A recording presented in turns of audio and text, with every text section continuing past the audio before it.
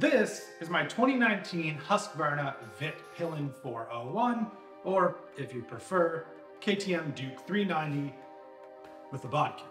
And I'm going to be taking this sub 400cc motorcycle on a 3-day, around 850 kilometer trip with 6 other Harley Davidsons, none of which are smaller than 1200 cc's. The only thing I've done to prepare this bike for this trip is getting my buddy Devin to very quickly put together a custom sissy bar that goes with the custom subframe that we built on this thing a few months ago. And we did this the day before we left, sort of as a way to comfortably carry my backpack without having to put it on my back, but also just sort of way to fit in a little bit.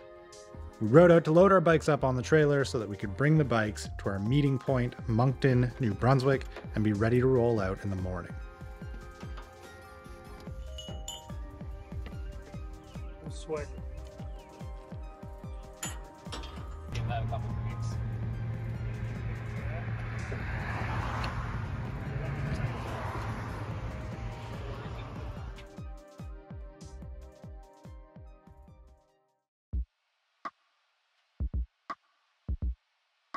After the crew disbanded for the night, we were set to meet on that Saturday morning around 9:15 a.m., which we did promptly, no problem, didn't get distracted at all. Huh?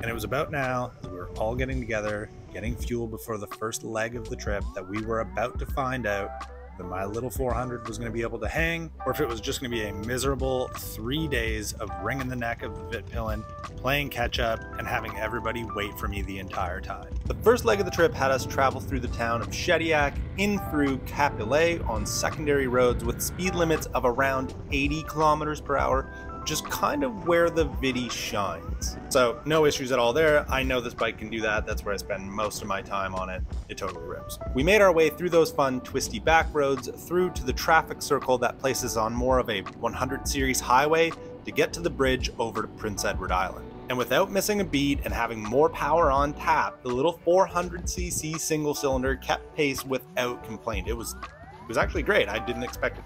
So within an hour riding with everyone, I got to experience a multitude of riding speeds and scenarios, and it was clear that my little bike was going to hold up completely fine. So my focus could immediately shift from, like, am I going to be able to keep up, to just enjoying all of the riding over the weekend. And let me just say this, if you ever get a chance to ride a motorcycle over the Confederation Bridge over to PEI, I highly recommend it. It's so much cooler than crossing over with a car.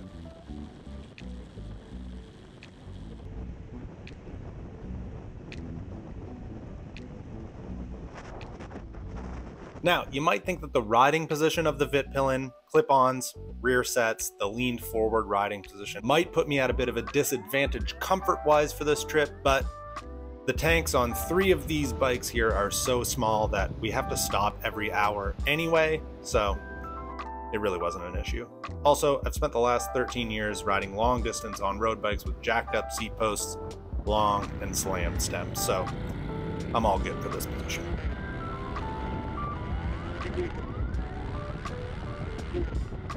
Our intended route for the first day was to do the entire west coast of the island and circle back to where our rented cottage was in Cavendish, but I'll be honest, I don't know if we did that or not. I had my Garmin watch with me and I kind of regret not having turned it on just to be able to look at it later and see where we truly went, but whatever, it doesn't really matter.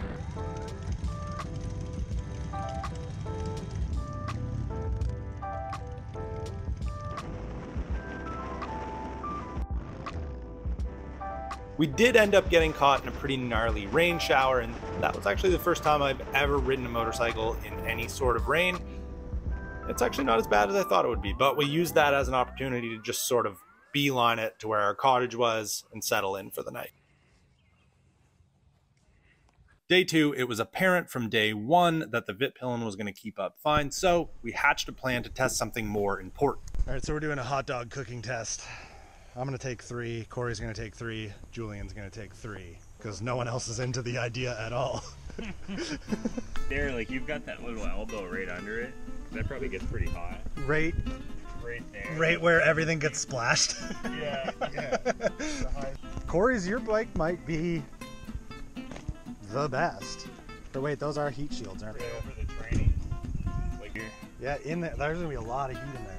You might be cooking all the hot dogs. Well, I'll do the same thing. I got the same fucking hole. I'll put like. Oh, well, actually, I've got, yeah, there's room right here. Yeah, you're all set. Okay, yeah, we're good. You good stuff. You've got the best one. Damn it. Oh yeah, those aren't going anywhere. No, it's gonna go. It's already falling off. I don't like that. It's inconspicuous. What are you guys cooking, dogs? Yes. Now, if you can believe it, none of us were entirely sure what the appropriate cook time for hot dogs wrapped in tinfoil strapped to exhausts was supposed to be. So we opted for the jump on our motorbikes, ride for a while, forget that they're there, remember that they're there, cook time. I don't know what that is. But I can say that it was definitely over an hour because that's how long it took for us to find the GoPro that flew out of my pocket onto the side of the road that had 50% of the footage for this video and remarkably still worked perfectly fine when we found it, picked it up, and tried it. Shooting right now. No way. After flying on the ground. The back is not on. Yeah, went for a ride.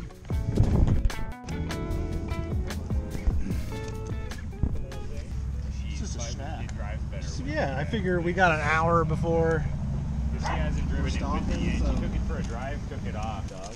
There you go, they're like boiled. On it and Look at release that. It suctions back in. Good. It's the best one yet. Really? YouTube video of Buddy there? Oh yeah. That's bloody nice. I put this on par with like a microwave hot dog. Yeah. Pretty similar. It's probably just overfilled. Yeah, it's like warm. Nice. Yeah, about 4 to 10. Four out of 10 Yeah. easily.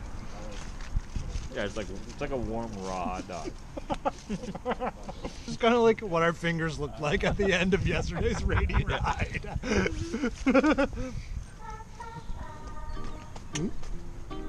We ate them all. Couldn't have been that bad. Total success. Since I bought it, I took 1 week and I knew what would happen. That's the longest it's never leaked oil.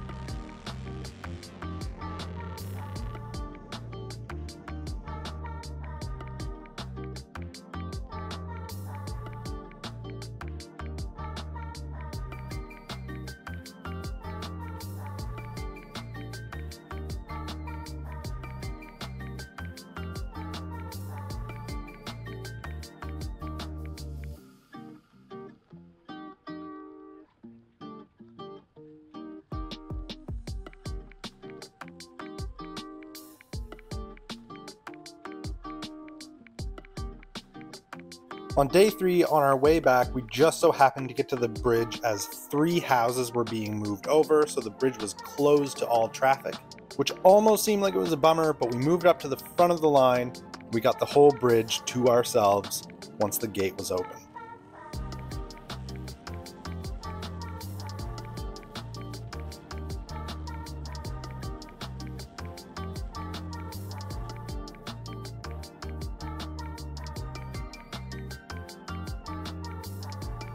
We sort of started to get caught in the rain again as we got into New Brunswick, but kind of didn't matter because we were smart enough to trailer the bikes here. We could just sit in the truck on the way home.